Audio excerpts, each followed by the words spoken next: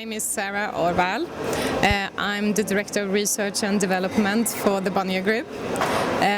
That is a group that is publishing all sorts of media in different channels. So we do newspapers, magazines, books, TV, movie production. My department is responsible for identifying new consumer behavior, new market opportunities, and translate them into business ideas and initiate their product development. I'm Andrew Robertson. I'm President and Chief Executive of BBDO Worldwide. What that means is I can take the blame for everything that 13,000 people in 287 offices in 73 countries do around the world.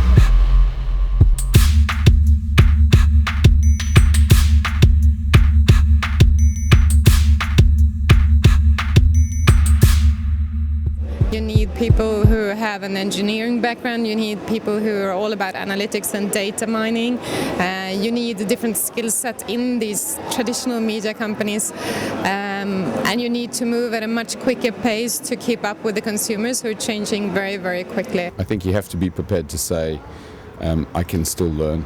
And I can learn every day, and in particular I can learn from people who are younger than me. There's a kind of inverted apprenticeship that people have to go through, but the fundamental thing is you've got to be excited by what consumers are doing, and you've got to be prepared to learn from people you didn't think you needed to learn from. My name is Gabe McIntyre, and I work at an advertising agency in the Netherlands called Indie, and I'm a digital creative there. So thinking of taking campaigns and thinking how can we translate that into a digital market, which does not necessarily mean a website.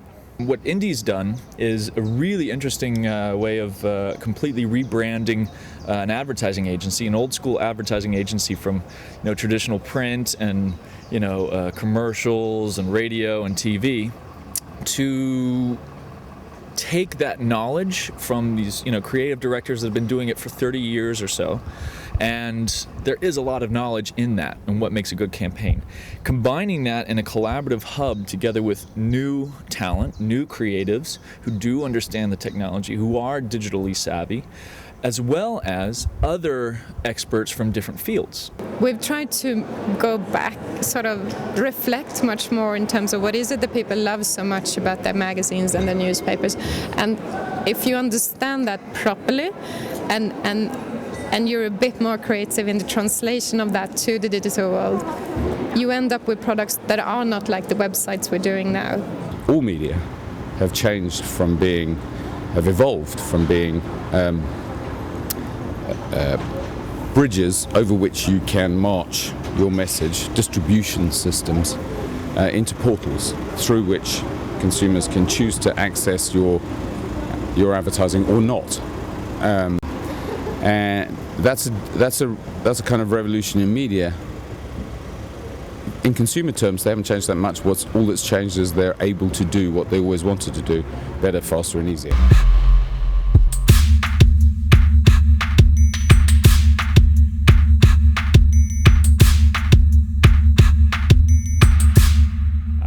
Rogers. I'm Director of User Experience for EMEA.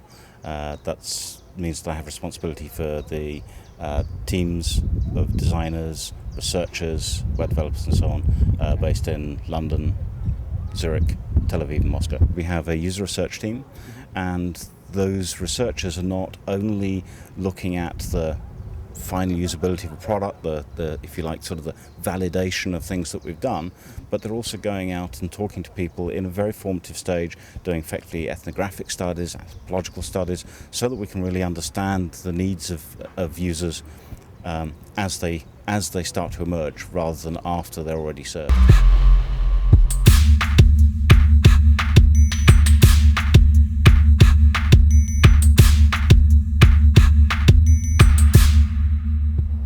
Google is clearly supporting the model where the internet is a free environment, and I think that that's one of its successes, because we can serve advertisements to people where they find them useful, and only charge the advertisers if a user has found the advertisement useful. Then if that allows us to pay for our service, then that's fantastic. That allows us to keep it free.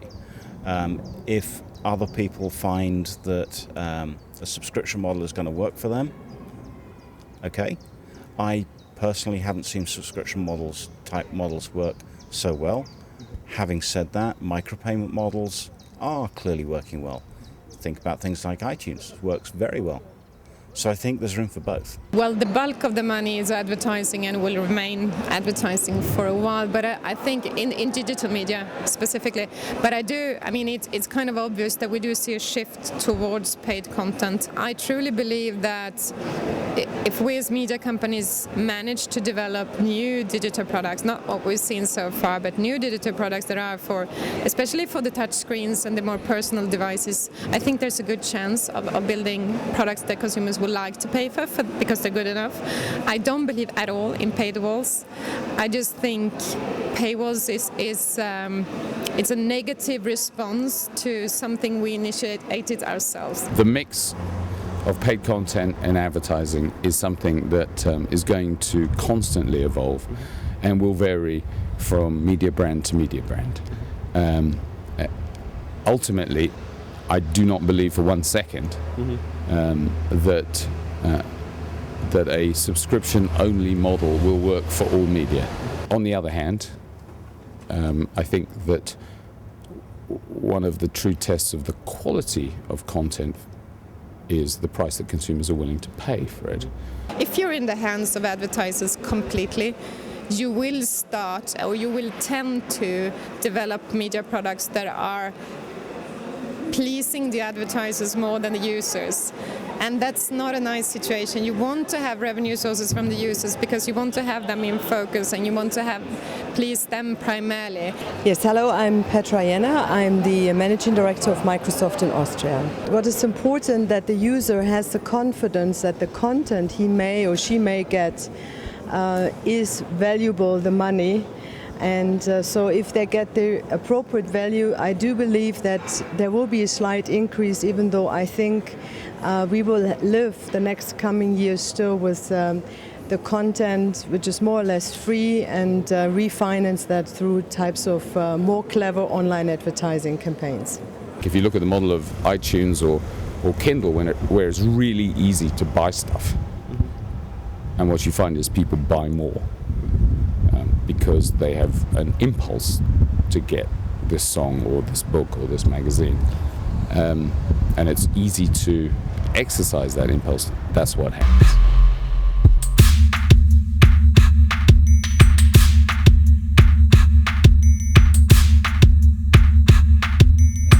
I have to give Apple props for really revolutionizing mobile.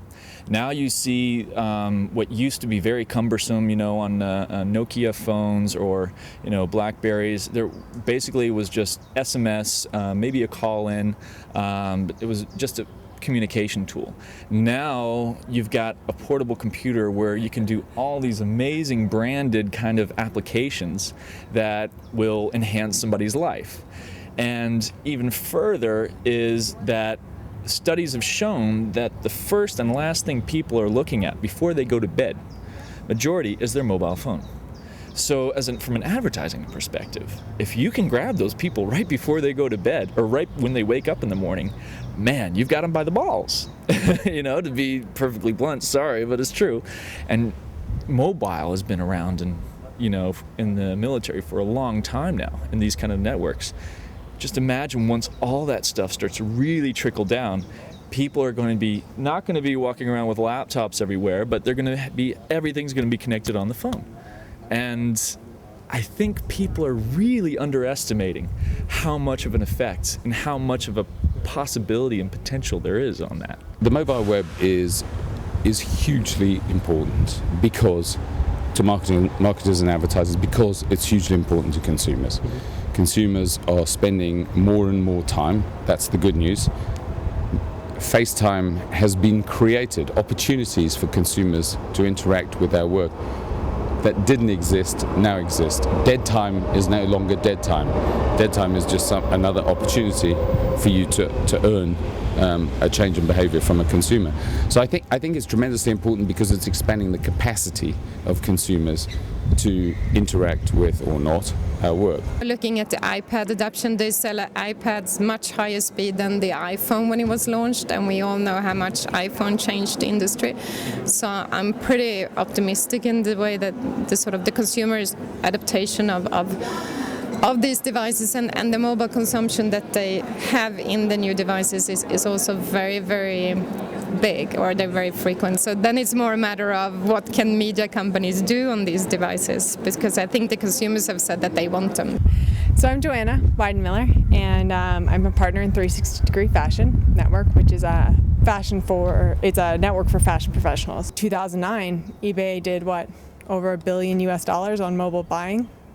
It's a great market. Many people still don't have cameras, or they don't have, they're not connected to the internet because it eats their data.